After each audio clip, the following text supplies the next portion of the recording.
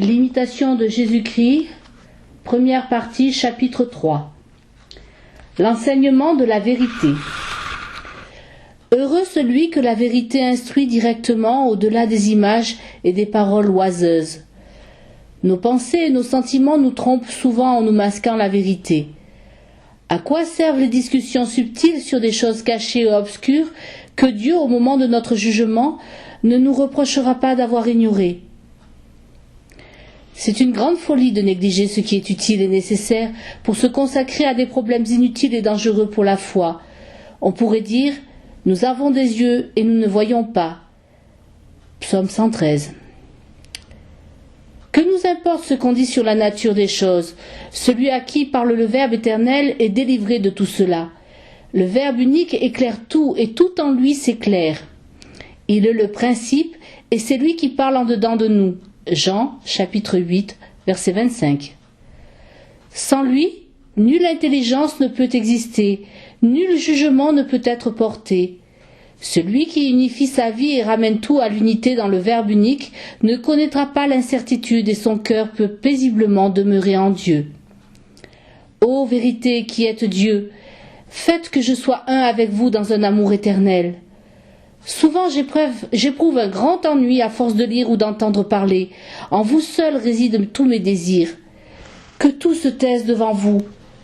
Que votre seule voix me parle. Plus on se recueille en soi-même en se dégageant des choses extérieures, plus l'esprit s'ouvre et s'élève sans peine, parce qu'on reçoit d'en haut la lumière de l'intelligence.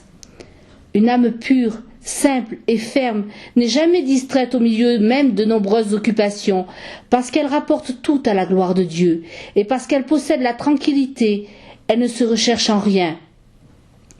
Qu'est-ce qui te trouble et te fatigue, si ce n'est les élans désordonnés de ton cœur? L'homme juste et pieux dispose intérieurement les actes qu'il doit exécuter. Il ne se laisse pas entraîner par une inclination mauvaise, mais il règle tout selon une raison droite. Qui soutient un plus rude combat que celui qui travaille à se vaincre? C'est là pourtant ce qui devrait nous occuper le plus. Devenir chaque jour plus fort et accomplir chaque jour quelques progrès vers le bien. La perfection dans cette vie ne peut jamais être absolue et nous ne voyons qu'à travers une certaine obscurité. L'examen sévère de son âme mène plus sûrement à Dieu que les recherches de la science. Non qu'il faille blâmer la science, ni la connaissance des choses, car elles sont dans l'ordre voulu par Dieu. Mais on doit toujours leur préférer une bonne conscience et une vie vertueuse. Parce que certains ont un plus grand souci de s'instruire que de bien vivre, ils s'égarent souvent et ne retirent que peu de fruits de leur travail. S'ils avaient autant d'ardeur pour extirper leurs vices et pour progresser dans la vertu qu'à soulever des questions, il y aurait moins de scandales dans le peuple, moins de relâchements dans les maisons religieuses. Au jour du jugement, on ne nous demandera pas de rendre compte de ce que nous avons lu, mais de ce que nous avons fait, ni si nous avons bien parlé, mais si nous avons bien vécu. Dis-moi, où sont maintenant ces hommes illustres que tu as connus de leur vivant et qui brillaient dans leur science? D'autres occupent à présent leur place, et je doute qu'ils pensent à eux. Vivants, ils paraissaient être quelqu'un, et maintenant le silence est fait sur eux. Oh, que la gloire du monde passe vite!